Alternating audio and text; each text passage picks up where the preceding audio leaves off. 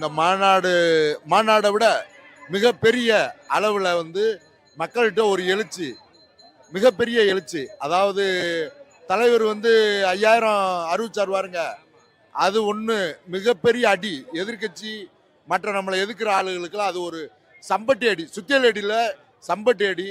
இப்போ மக்கள் பூராமே ஒரு உற்சாகத்தோட இந்த கூட்டத்தில் நீங்கள் பார்ப்பீங்க, எல்லாருமே ஒரு உற்சாகத்தோடு இருப்பாங்க. இந்த ஒரு அவசியம் நம்ம அதை யாரும் அசைக்க கூட முடியாது. இப்போ அதாவது பார்த்தீங்கன்னா அவங்க போடுறதுக்கும் நாங்கள் போடுறதுக்கும் நிறையவே வித்தியாசம் இருக்குது சார். அதாவது ஏன்னா அன்பால் போடுறதுக்கும் எதுக்காக தூக்கி எறிஞ்சோம் அப்படிங்கிறது தெரியாமல் தூக்கி எறிகிறதுக்கும் வித்தியாசம் இருக்குது. ஆட்சி கட்டில் அமர்ந்திருக்கிற நாங்கள் நம்மளுடைய முதலமைச்சரை பார்க்கும் பொழுது அன்பால் தூக்கி போடுறதுக்கும் தானாக தூக்கி எறிகிறதுக்கும் நிறைய வித்தியாசங்கள் இருக்குது.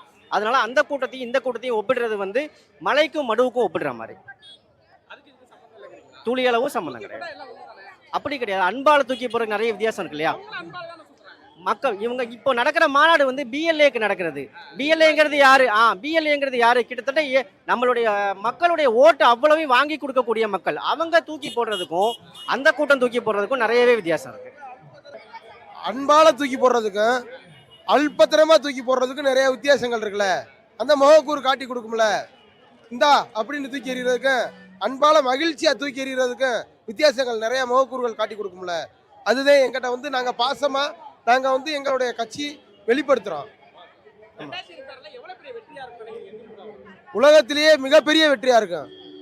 இந்த மாதிரி வெற்றி நீ வரப்போற காலங்கள்லயோ உலகத்துல அனைத்துமே எல்லாமே மக்களுக்காக கட்சி இயங்கிக்கிட்டு இருக்கு.